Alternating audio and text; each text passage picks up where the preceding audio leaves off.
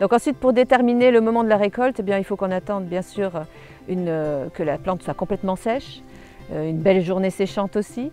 Et il y a une petite astuce un peu musicale, c'est que quand on met la gousse de pois chiche à l'oreille, eh bien, on entend le pois chiche et la graine à l'intérieur qui fait comme un grelot ou comme une maracas. Voilà, donc c'est quand le temps le permet et que la culture est bien sèche, eh c'est le signe que le pois chiche est mûr, est prêt à être récolté. Évidemment, la date de récolte elle dépend bien de la date de semis, parce qu'il faut quand même que le pois chiche ait le temps de faire son cycle.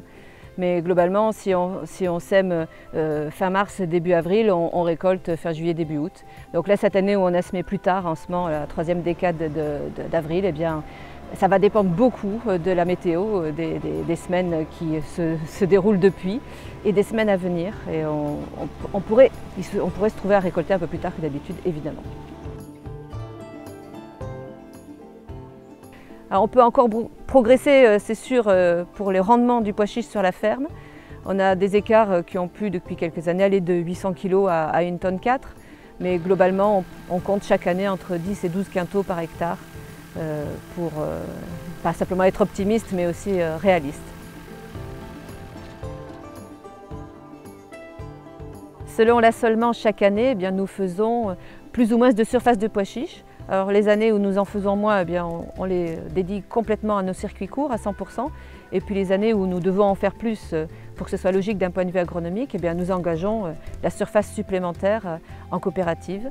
Et donc ça veut dire qu'une année où on a notre engagement en circuit court et l'engagement en coopérative, au moment de la récolte, eh bien, il faut qu'on commande le bac de la coopérative. Et puis ensuite, pour ce qui est, on veut réintégrer sur la ferme pour le vendre en circuit court, eh bien, on va livrer notre remorque chez un collègue qui nous fait le triage, séchage. Et ensuite, ça revient à la ferme pour le conditionnement et puis la transformation, puisque nous faisons aussi des produits transformés de ce pois chiche, que ce soit des conserves de pois chiche au naturel et aussi, grâce à un atelier, des pois chiches grillés pour l'apéritif.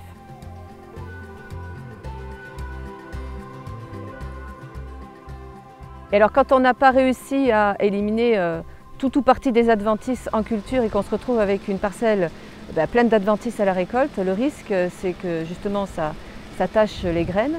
Et alors il y a une astuce qu'on a découverte grâce à un collègue qui est équipé d'une faucheuse endaineuse l'année dernière, c'est justement de changer de méthode de récolte, de ne pas passer directement avec la moissonneuse batteuse, de commencer par faucher et endainer le pois chiche, de laisser 2-3 jours, on espère bien sûr, enfin on cale ça au moment où la météo permet qu'il n'y ait pas de pluie dans ces 2-3 jours qui suivent le fauchage endainage. Et ensuite on passe la moissonneuse batteuse pour ramasser ces andins. Les adventices auront pu sécher entre fauchage endainage et passage de la moissonneuse batteuse.